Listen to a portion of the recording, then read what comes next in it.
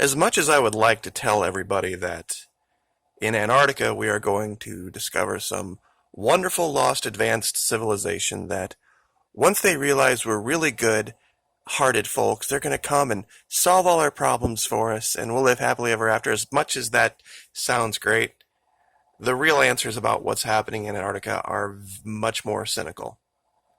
And this is the job of the media right here, to just keep people moving along and not paying attention to what's really going on down there.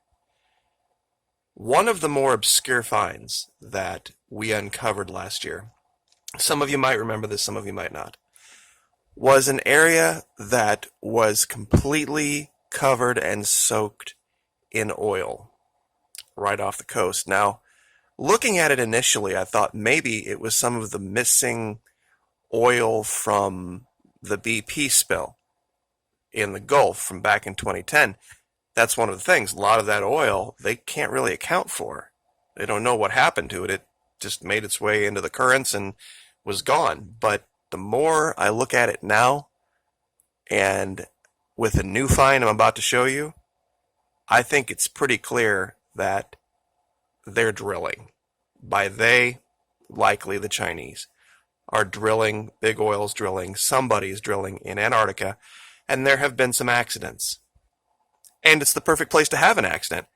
There's no media anywhere to cover it. It's freezing cold, so oil congeals, and you're not going to have to worry about cameras or activists or anything like that. You can just move on, and if people die, so what? I'm sure China has found a way to use a slave army of some kind down there to get it done. Disposable people. It's the future. And I know, and every time I say stuff like this, I get, well, the Antarctic Treaty says blah, blah, blah. This guy right here, Matthew Teller, Antarctica, 20 June 2014, sums it up perfectly at the end. Yeah, there's not supposed to be any military down there, but Chile and Argentina have military planes and military activities going on down there all the time. And there's no teeth to the treaty. There's no teeth to the treaty. It requires you to self-police because there's no enforcement mechanism in it. And literally, down here at the bottom, he talks about visiting Antarctica and all this. I'll go ahead and link this article. I know I've forgotten to link some things recently. Sorry about that. It doesn't really matter about all of these territorial claims. Nobody is going to do anything about anybody who might be breaking it. And down here at the very end, let's see, Chile and Argentina, for instance, both maintain a permanent army presence on the Antarctic mainland, and the worry is that some countries are either not reporting military deployment or may instead be recruiting civilian security contractors for essentially military missions. Great way around it. Antarctic skies are unusually clear and also unusually free from radio interference. They are ideal for deep space research and satellite tracking, but they are also ideal for establishing covert surveillance networks and remote control of offensive weapons systems, just like the laser tests that we've shown. The Australian government recently identified China's newest base as a threat, specifically because of the surveillance potential. It said, quote, Antarctic bases are increasingly used for dual-use scientific research that's useful for military purposes. Even Iran said that they intend to build in Antarctica. Turkey too. India. Everybody's down there. But the status quo depends on self-regulation. The Antarctic Treaty has no teeth. Faced with intensifying competition over abundant natural resources and unforeseen intelligence gathering opportunities, all it can do, like my penguin, the one that he was speaking about earlier in the article, is squawk and patter off into the snow, which is pretty much exactly what we're doing here, unfortunately. Now, I would rather, I guess, speak and have a few people hear it than not speak at all. Here's the new find. Once again, you have to zoom in past a basic level. It is, if you use the Antarctic Peninsula as 12 o'clock, this is down around 8 o'clock. maybe 9 o'clock is better. They've tried to redact this. As you can see all this white that they've taken like a little pen and they've tried to push this out. But I think they're using the satellite imagery to try to look at the extent of the damage.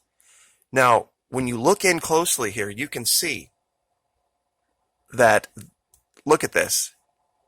This is clearly a pipe.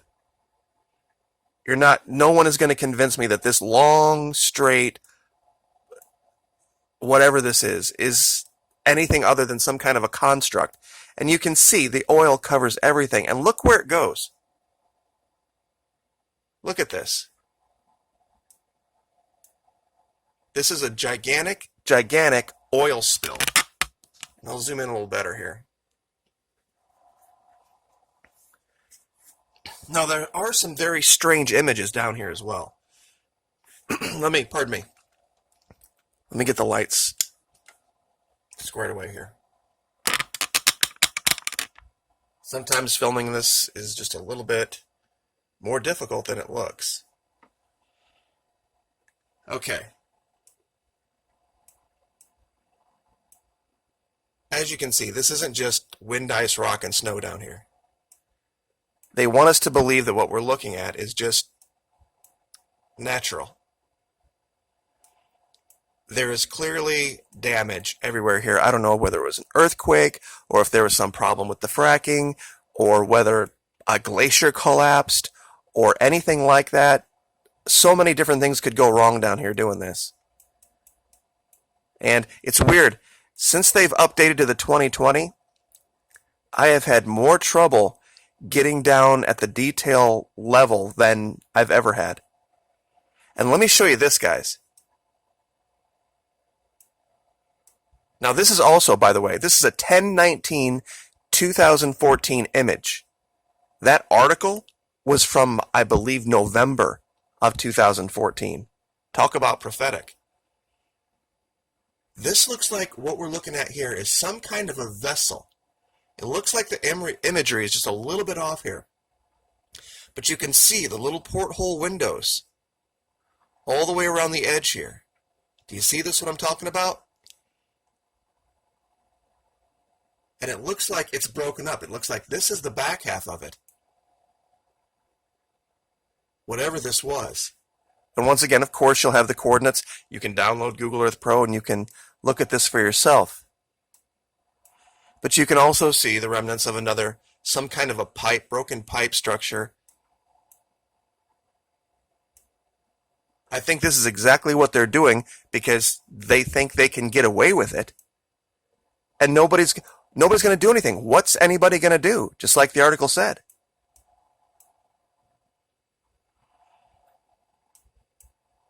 There's oil dumped all over down here.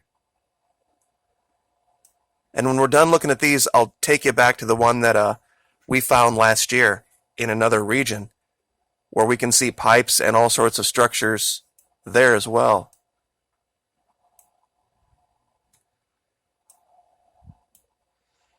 Yeah, when I get down here at the detail level, it wants to jump around all over the place. This was kind of an interesting image over here. Not really sure what's going on there.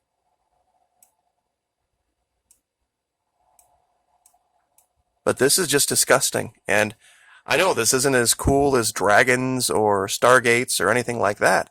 I'm not saying those aren't real. But if there's going to be any effort, real effort down here to uncover anything, guess who's going to be doing it? Big oil, that's right. Because they have the money.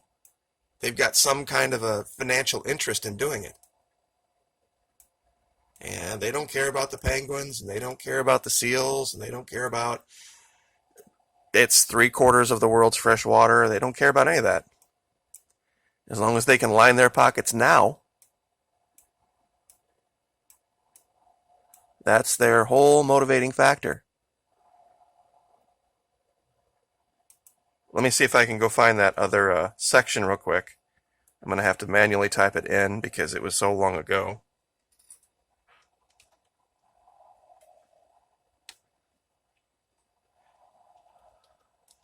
Just give me 1 second, guys.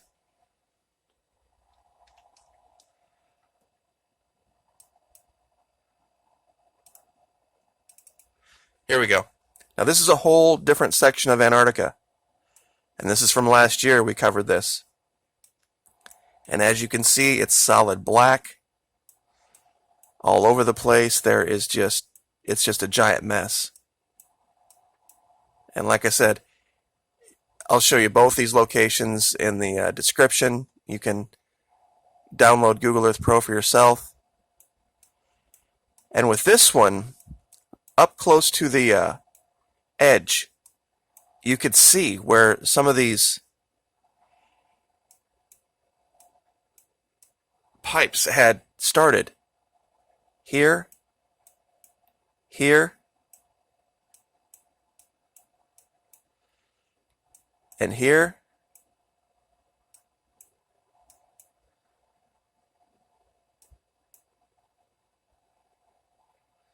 All sorts of just unnatural stuff everywhere. And of course, it's this burnt red. This is exactly what oil looks like when it mixes with ice. And that's another thing too, since they can control the satellite imagery, they can control, who comes and who goes down there with private security forces. I think they've made the calculation that nobody is going to do anything. And since there's money to be had, believe it or not, China has actually passed us. We used to be the number one importer of oil, the number one user of oil products in the world. We're not now. China is number one. But we sell a lot of it to them. And they don't like that. They don't like to have to go to other countries like Russia and Saudi Arabia and us to get their oil. They want to be self-sufficient. There are ways from it. But this could be their ace in the hole. It would explain their interest in Australia. It would explain their interests in Argentina and Chile. It's pretty clear to see, guys. Anyway, like, share, subscribe. You guys have a great day.